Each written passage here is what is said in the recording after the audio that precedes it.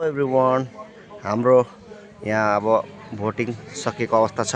मैले पनि भोट दिइसकेँ। यहाँ last vote is best vote भनेर मैले लास्ट भोट दिएँ हैन। त्यसपछि यहाँ अब सकेको छ भोटिङ। देख्न सक्नुहुन्छ यहाँ मान्छेहरू जनताहरू पर्खाइमा छन् कति बेला निस्किन्छन् भनेर।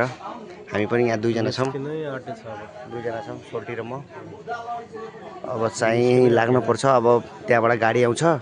गाडी चाहिँ आएपछि बल्ल यहाँ आर्मीहरू आएपछि बल्ल यहाँबाट मतदानहरू निकाल्छन्, मतपेटिकाहरू निकाल्छन्। अनि त्यसपछि काउन्टिङ सुरु हुन्छ। बर्खाट हुन्छ गरे सुनेको नगरपालिकामा हो कि नै? त्यही हुन्छ नगरपालिकामा।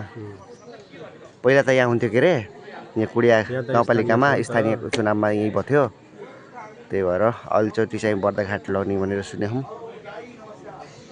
ल तपाईँले पनि भोट दिनुभयो, जित पक्का। जय नेपाल।